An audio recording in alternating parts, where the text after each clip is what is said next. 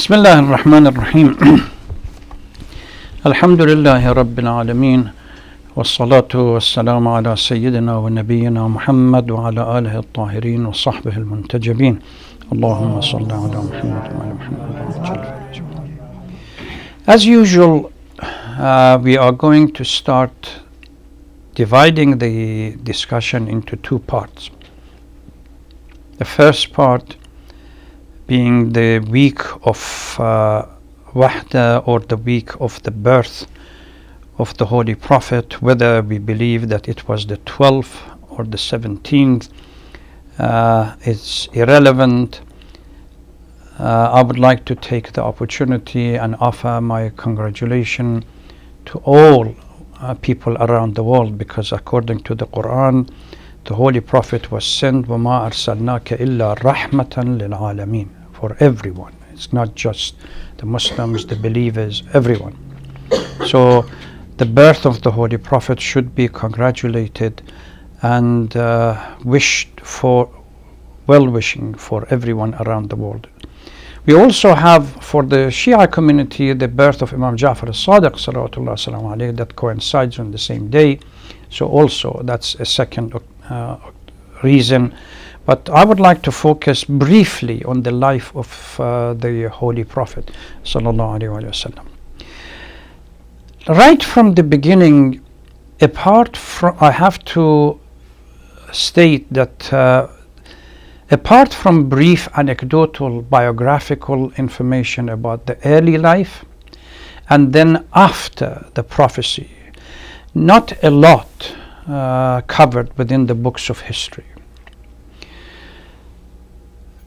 The books, some people claim over 1,500 of them, but there are certainly plenty of books about the life of Prophet Muhammad existing. You can divide them into three different categories. One, which I call polemical, in a sense, that are written by those who have nothing but contempt for the life of Prophet Muhammad. And these are primarily by non-Muslims that with the scathing attack presenting Prophet Muhammad in the most negative sense.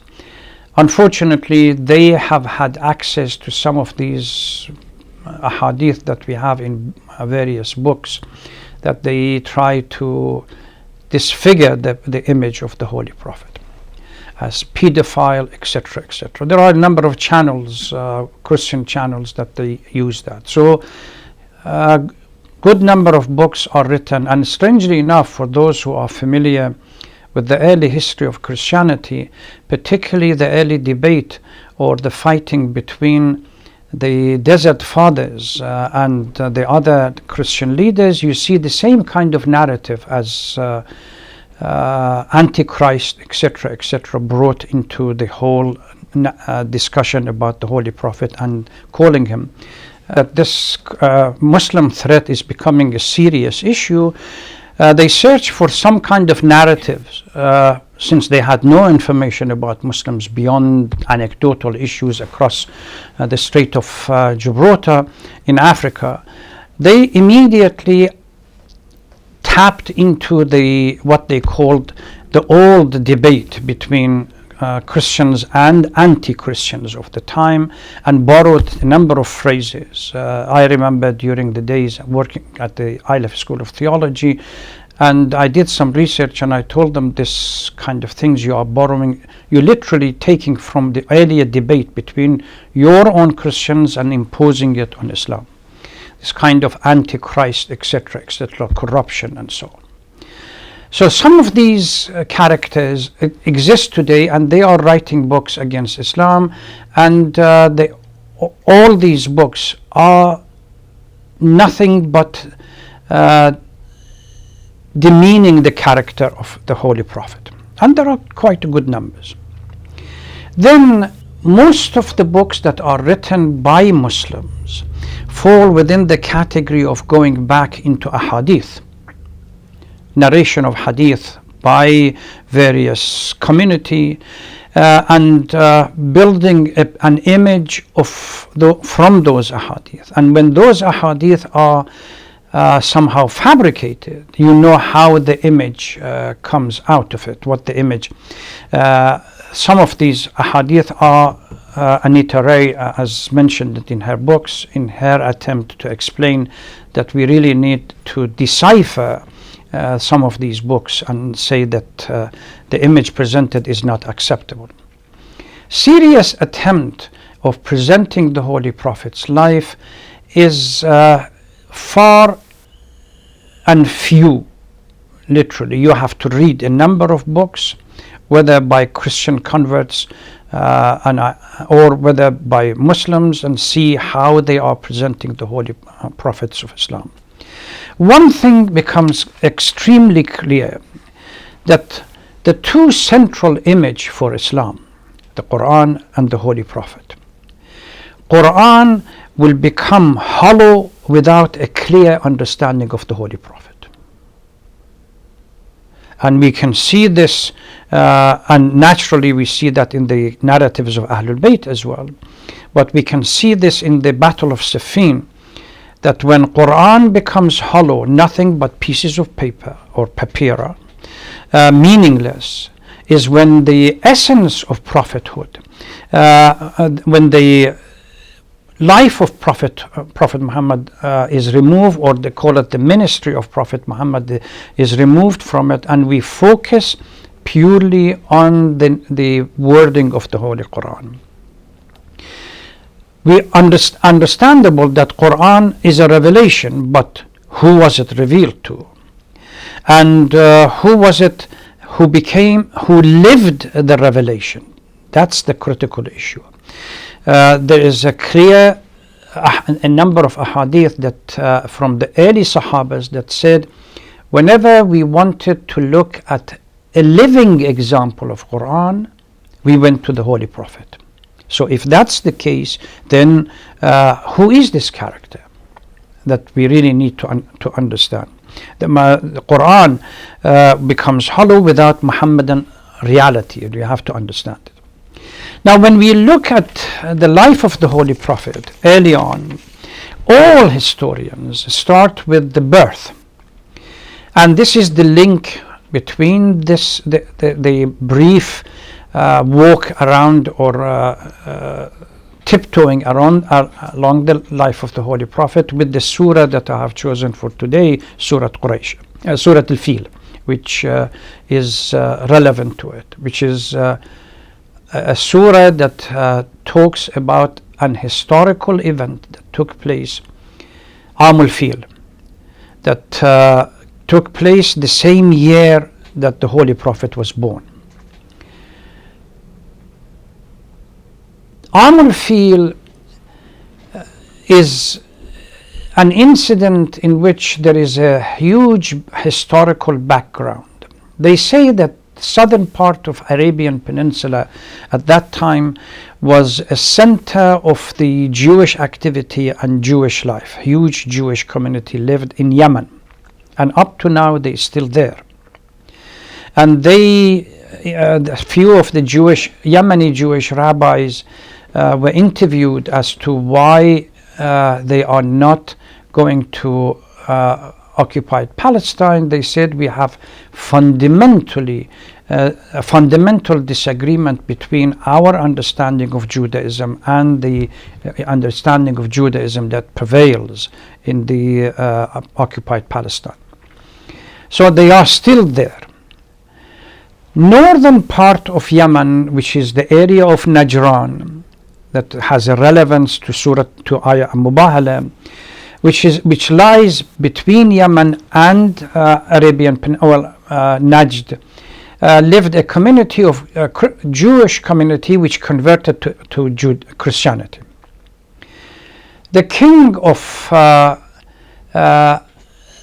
Yemeni Jews by the name of Abu Nawas or Dhu Nawas or Abu Nawas once realized that the northern Jewish community has converted to Christianity, decided to attack them and give them a choice between either converting back to Judaism or burning them and destroying them. Huge number of Christian Jewish converts they were killed, and few of them that survived, they managed to get to Rome and pass the message to the Roman emperor, who considered himself to be the protector of Christianity. And since he couldn't go to Yemen, he asked the king of Habasha to send an army and deal with this Jewish king who has done atrocities. And unfortunately, the habit hasn't changed. The Zionists still continue doing the same thing. Habasha sends an army and under the leadership of a soldier or a general by the name of Ayat or Riyat or somebody, and he comes and deals with the king, defeats him, and allows people to choose between either Christianity, which is the new religion, or Judaism, which was their old religion. He puts in command his deputy, which is Abraha. Now you know where the name of Abraha comes from. Abraha, as usual, coup against the leader and takes over. He becomes extra zealous. Now he wanted to convert the whole southern Arabian Peninsula into Christianity and build a huge kind of cathedral in Sana'a that I believe there are some pictures of remains of that cathedral still there, and forces the community now into Christianity. He realizes that the nearest place that is a threat to this Christian taking over, or at least paying attention to this cathedral, is Kaaba. Decides to ultimately go towards Kaaba and destroy Kaaba. This is the beginning of what we consider the Amul Fil and the story of Fil. Those days, Yemen was under the protection of the Iranian kings, while Africa, Habasha, was under the protection of the Roman king, Christian. Iranian, once they realized what is going on, but since that despotic Jewish leader was removed, didn't say much so long as people have their freedom to decide for themselves. Abraha starts thinking about a way to move towards Kaaba and destroy Kaaba and force people to convert and go back towards this cathedral that he has organized in Sana'a. What happened in this period, or what happened to the army of Abraha, which brought with him elephants. Both the Africans used elephant, and Iranian used elephant by bringing elephant from India, but they still were used elephant as a mean for troop support. Particularly, you see both the African kings and the Iranian kings on a special occasion having some kind of a throne organized on the back of one or two elephants, where they would sit and conduct the war. For the Arabian Jahiliyyah, the Arab of the Jahiliyyah, camel and horses were something that they constantly dealt with. The notion that you have massive elephants coming in frightened life out of them. Abdul Muttalib realized very quickly, the grandfather of the Holy Prophet, that it is futile to fight with Abraha so long as this kind of army, and not only the number, quantity, not quality, quantity, it was there, and he commanded the Jahiliyyah people, the Arab Jahiliyyah, to move out of Medina, out of Mecca, to the hills around. They got close to Kaaba and they were planning for a day to attack. Part of the things historians they talk about, they say that the troop began terrorizing the local and taking their livestock, whether it was camel, sheep, horses, or whatever. And they took about 200 camel belonging to Abdul Muttalib. Camel those days were, even today, Arabian Peninsula still is considered to be extremely worthy for the wealth of a tribe. So Abdul Muttalib decided to come and go and speak to Abraham. He was informed that chief of Quraysh is coming to speak with you. He allowed him in. They sat together. He said, okay, what can I do for you? Abdul Muttalib, without mentioning anything about Mecca or attack against Mecca, he talked to Abraham regarding the 200 camels. So Abraham listened for a while, and then he said, to be honest, I was up to this moment when you talked about camels, I used to think highly of you as the most intelligent leader of the community. I'm going to attack your city and literally destroy it and destroy Kaaba, which is the source of your pride and dignity, and you're coming to me with 200 camels? This is the word that you see, the trust in Allah subhanahu wa ta'ala. Ana Rabbul Ibil. I am the one who owns the camels. Walil bayti Rabbun huwa yahmi. And the house has a Lord that will protect his own house. I'm not responsible for it. I'm responsible for my camel.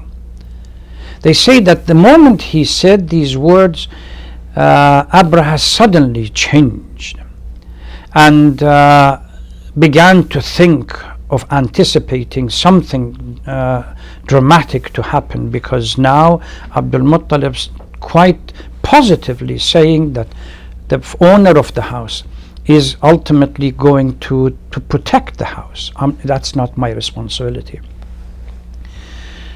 The next morning, as they prepared the elephant in front to go towards Kaaba, a huge flock of birds appear from the sea side coming towards Mecca.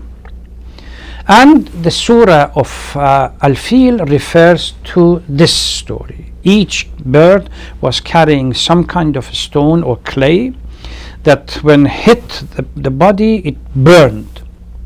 And within 10, 15 or sometimes the entire army was in disarray and made a run. If most of them were killed, Abraham went back to Sana'a and died over there from the injuries that he had. During this year, the Holy Prophet is born. Up to this, call it miraculous or traumatic event, that people of Jahiliyyah remembered. People of Jahiliyyah really did not have a calendar that could organize their life with it and say the year 5th of this. They organized their life according to what we call in the Christian narrative, they call it singular event. The major event that takes place, they would say 2 years before it, 5 years after it, during that particular year. The incident before that defined their history was the Harb al-Busus. Harb al-Busus was between two tribes of Arabian Peninsula around Mecca and Medina over one killing that was done because of a horse or a camel that was killed. If you have heard about the 30 war years in Christianity, this is close to 40 war years in Arabian mindset. So for 40 years, they constantly fought each other between these two tribes for this simple thing. So before Amul Fil, they used to define their calendar as how many years before Harb al-Busus, how many years after Harb al-Busus, or during the Harb al-Busus. Then came what we have as the Amul Fil. Amul Fil became another defining factor that Abu Talib's life 30 years before Amul Fil. the Holy Prophet during Aam al-Fil. Ali is 30 years after Aam al-Fil, etc., etc. This is how the calendar was organized. According to the historians, the Holy Prophet was born in the city of Mecca, Arabian Peninsula, around 570 after, well, in the Christian calendar. So 2 calendars that both of them, if we really want to pay attention to, are resting on singular event. The Christian calendar rests on the crucifixion of Christ, and Islamic calendar on Hijrah. Again, that's a particular event. His father had passed away a few months before he was born. And he was born as orphaned, and his mother Amina bint Wahab looked after him, but under the auspices of the tribal chief Abdul Muttalib, who was the authority within the Quraysh and in charge of Kaaba. So he was looking after it. It was a tradition at that time where the aristocracy, they would send their kids to go, or the newly born, to be taken by a milk mother and to be sent to the desert, so that the child develops in free-spirited in the desert. Most people send. And Halima was a lady that came to Mecca searching for a child to take with her and feed and look after. The Holy Prophet was given to her, and she took. They say that she wasn't happy that first of all it's as an orphan, and secondly, what will happen with the tribe reaction to bringing in an orphan. Historians claim, whether correct or not, it's irrelevant at this, that they attribute many supernatural events in the early life of the Holy Prophet. Not only during the time that he was within the desert with Halima, even then, there's a story that I think is part of what we call Israeliyat, that has come into Islamic tradition, that narrated from the Holy Prophet. When I was a child, 2 or 3 years old, as I was playing around in the desert, 2 people appeared and they held me and pressed me tight, and then opened my heart and removed something black within my heart, throw it out, and then things began to change. I mean, this kind of supernatural reporting doesn't mean anything. But certainly we have heard stories from, or narrated from Halima, how the desert environment that they were living in began to change as far as trees and everything else the moment that this child was brought to the area, similar to a story of Maryam salamullah alayha with regard to the birth of Christ. وَهُزِّي إِلَيْكِ, that the verse in the Holy Quran says, this date tree that was dry, just shake it and it comes to life. So in the life of the Holy Prophet, things began to change. After around 5th or 6th year of his life, he was brought back to Mecca and given to his mother. His mother took him on a trip to Medina where her tribes were. And on the way back, coming from Medina, she gets sick and dies. So literally, he is around the age of 6 and literally loses both his father and mother. Abdul Muttalib takes control, and he's in charge of his upbringing. At the age of 8, Abdul Muttalib gets sick and gives the authority to look after to the youngest child, Abu Talib, the father of Amir al-Mu'mineen salawatullah salam.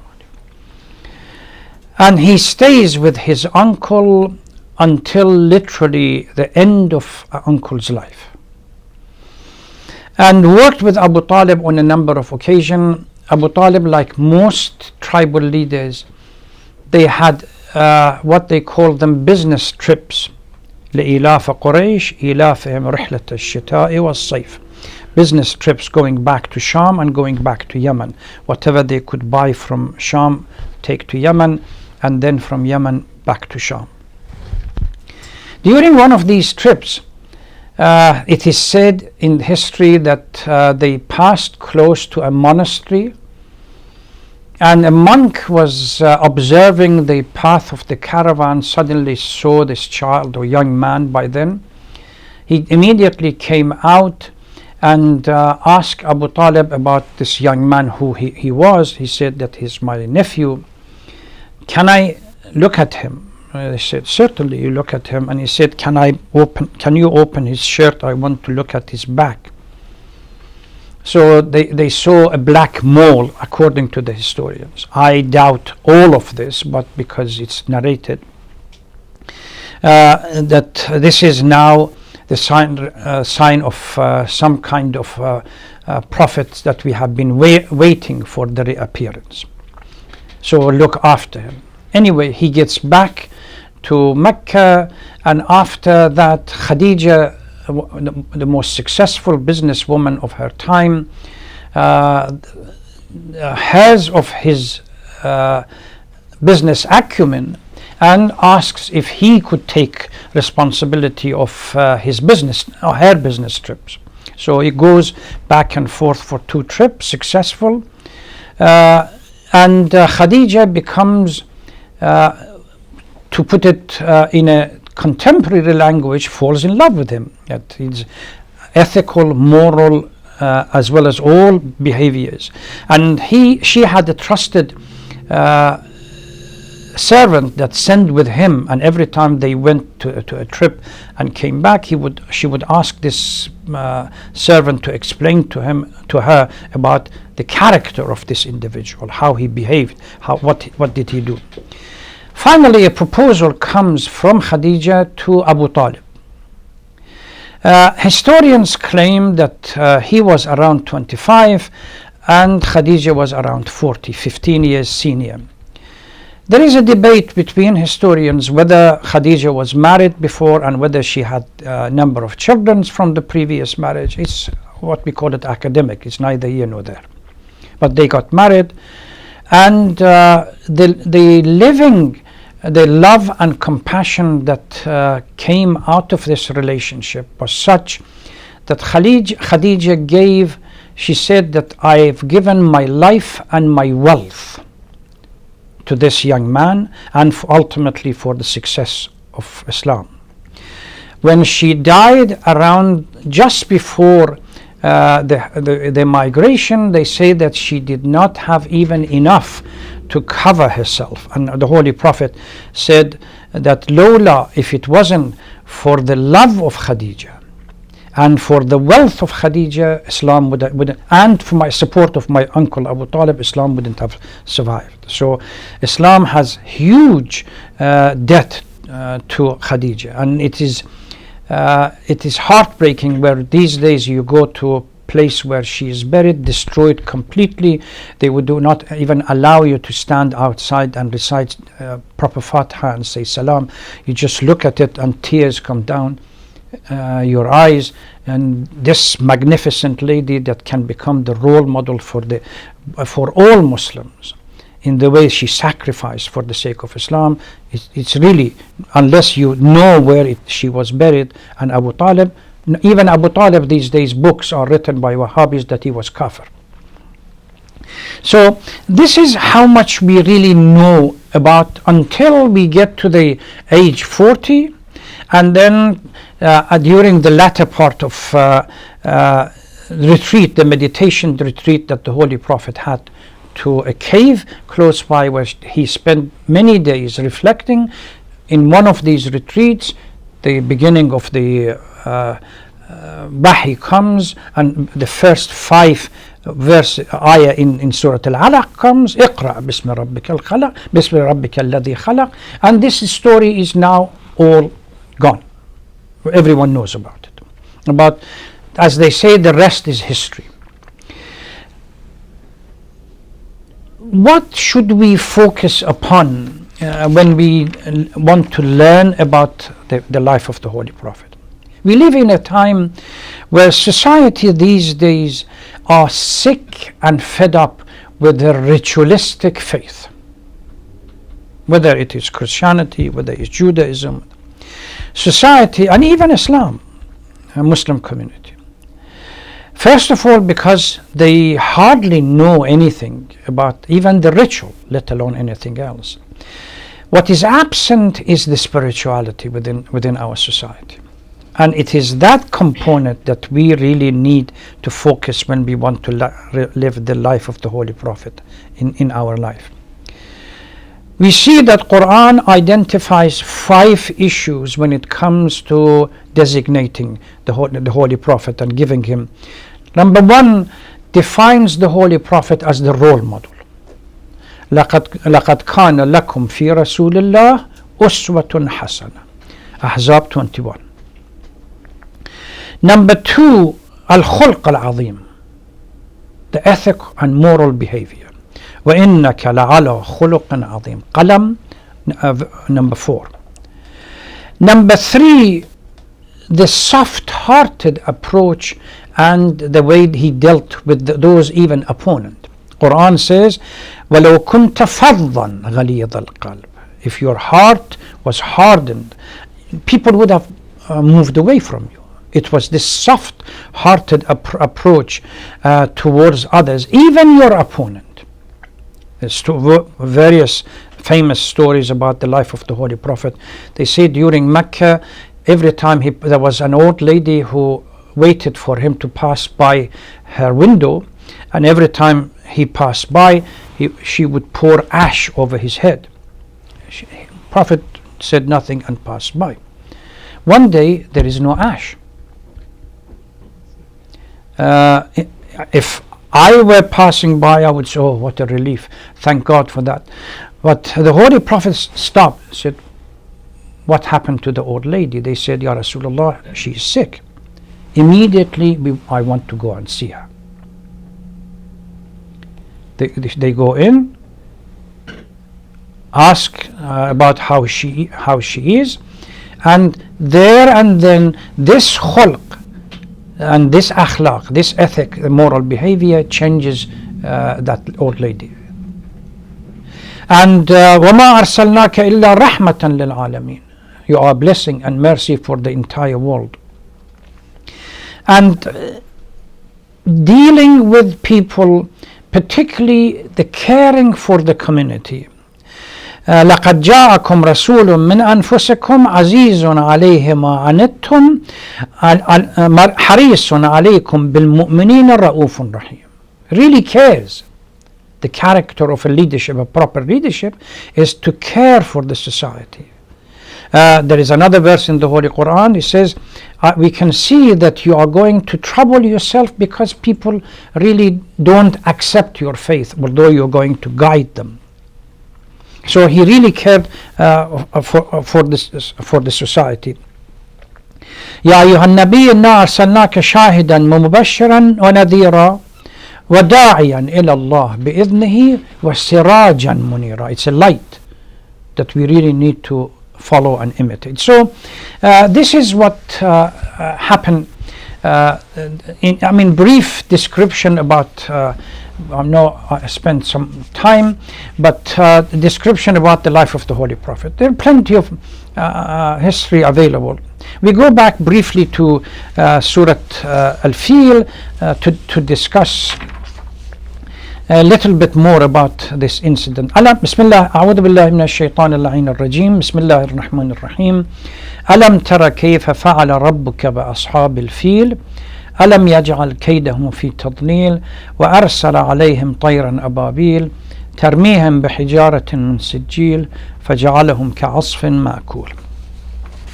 There are 2 surahs next to each other. Surah Quraysh, that is before, and this surah that Allah subhanahu wa ta'ala is trying to remind Quraysh that if you have any blessing or any mercy from Allah, it's not because of your deed. It's because of the fact that Allah subhanahu wa ta'ala, Prophet Ibrahim invoked Allah subhanahu wa ta'ala during the time where Ismail was brought to this desert and asked Allah, وَارْزُقْهُمْ مِنَ الثَّمَرَاتِ لَعَلَّهُمْ يَشْكُرُونَ. رَبَّنَا إِنِّي أَسْكَنْتُ مِنْ ذُرِّيَّتِي بِوَادٍ غَيْرَ ذِي زَرْعٍ. I brought my family and left them in a desert, and your mercy should come to them.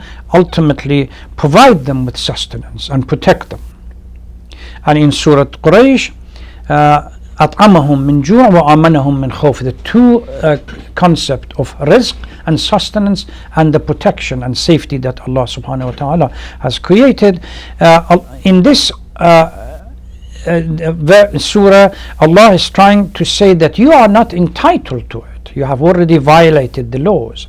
If we are still providing you with sustenance and safety, it's because of the promise that we made to Prophet Ibrahim for those that this city must be protected.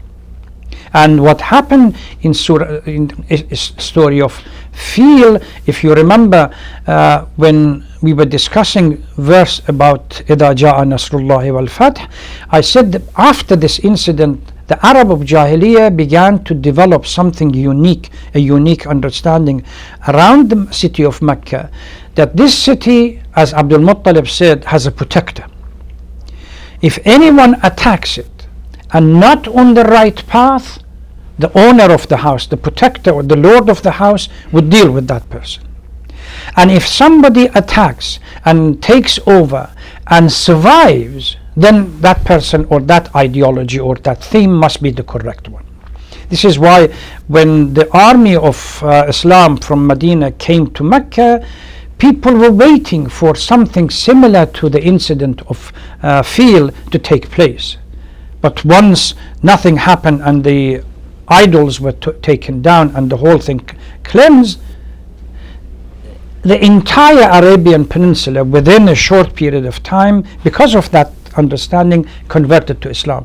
Then this must be the right path. So Quran is reminding them that it's not because you are entitled to it, it's because that Allah subhanahu wa ta'ala has granted the wishes of Prophet Ibrahim and promised that would protect. But the structure of the verse is such, the chapter is such, Alam tara, haven't you seen or didn't you see? Remember, this issue of protection of Mecca from Abraha is around 570. The Holy Prophet, even if we consider the revelation of Surah Al-Fil couple of years after, but during Mecca period, couple of years after the prophecy, would be around 612. So it's still within the first generation of those who were present during the incident. Still ample evidence, ample people that were old enough or young enough to still remember it. Alam yaj'al, reminding them that in the name of Allah the Merciful, have you not seen how your Lord dealt with the people of the elephant? Did he not foil their treacherous plan and sent down against them swarms of birds,